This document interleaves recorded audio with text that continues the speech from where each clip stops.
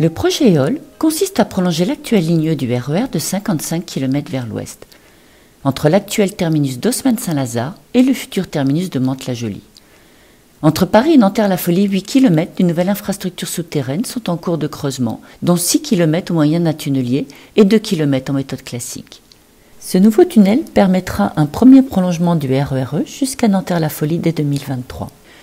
Le RER E sera ensuite prolongé en 2024 jusqu'à Mantes-la-Jolie. Dans ce but, 47 km de lignes existantes, l'actuelle J5, sont en cours de modernisation. Cette deuxième partie des travaux s'étend sur une période plus longue parce qu'elle doit se dérouler en maintenant au maximum le service aux voyageurs.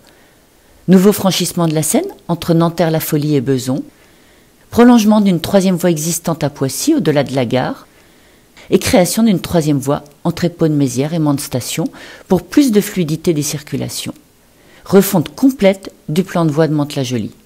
EOL est un projet d'infrastructure, c'est aussi un projet de gare. 3 nouvelles gares sont en cours de construction à Neuilly-Porte-Maillot, La Défense et Nanterre-la-Folie.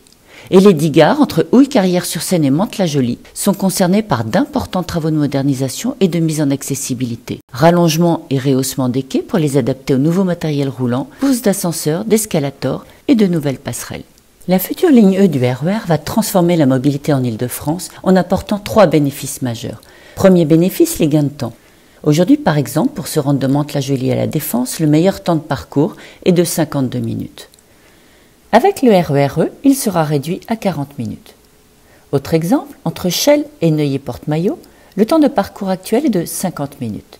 Il sera réduit à 35 minutes. Deuxième bénéfice, l'interconnexion. La future ligne E du RER sera la ligne la plus interconnectée d'Île-de-France. Elle sera connectée avec toutes les autres lignes de RER, 7 lignes de train transilien, 5 lignes de tramway et 10 des 14 lignes de métro. Elle desservira aussi 3 des 6 grandes gares parisiennes et facilitera les relations avec les grands aéroports. Enfin, le troisième bénéfice, la nouvelle ligne E du RER va contribuer à la désaturation du réseau francilien. 15% de désaturation pour les voyageurs du RER A, notamment entre Châtelet et La Défense, sur le tronçon le plus chargé de cette ligne. 12% de désaturation pour les voyageurs des RER B et D, et 12% de désaturation pour les voyageurs transiliens de la gare Saint-Lazare, la deuxième gare d'Europe. La ligne E du RER sera en 2024 la ligne la plus innovante de l'Île-de-France, une ligne de mass transit nouvelle génération. Pour offrir à ses 650 000 voyageurs quotidiens un service de haute qualité, le futur RER E bénéficiera de 3 innovations majeures. Innovation numéro 1, un nouveau matériel, le RER nouvelle génération. Innovation numéro 2, un nouveau système d'exploitation au recouvrement. Le RER sera exploité avec une ligne ouest entre Mantes-la-Jolie et Rosa Parks à raison de 6 trains par heure et avec une ligne S entre Chelles-Tournant et Nanterre-la-Folie avec 16 trains par heure. Ces 2 lignes se juxtaposeront dans le tronçon central entre Nanterre-la-Folie et Rosa Parks pour y offrir une fréquence de 22 trains par heure, pouvant atteindre une fréquence de 28 trains par heure. Enfin, innovation numéro 3, Nexteo, une assistance automatisée à la conduite des trains entre Nanterre-la-Folie et Pantin. C'est une unité centrale qui prendra automatiquement en charge le freinage et l'accélération, le conducteur restant à bord, garant de la sécurité des voyageurs et du contrôle de l'ouverture et de la fermeture des portes.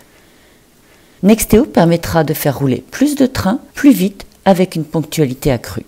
Conduit par une maîtrise d'ouvrage unique réunissant SNCF Réseau, Transilien et la direction des gares Île-de-France, le projet EOL est soutenu par 8 financeurs. L'État, la région Île-de-France, la Société du Grand Paris, la Ville de Paris, le département des Hauts-de-Seine, le département des Yvelines, Île-de-France Mobilité et SNCF Réseau. L'investissement est de 3,8 milliards d'euros, qu'elle s'ajoute 1,8 milliard d'euros pour le matériel roulant, financé intégralement par Île-de-France Mobilité. L'ensemble du projet est mené par plus de 3000 cheminots, ingénieurs et compagnons.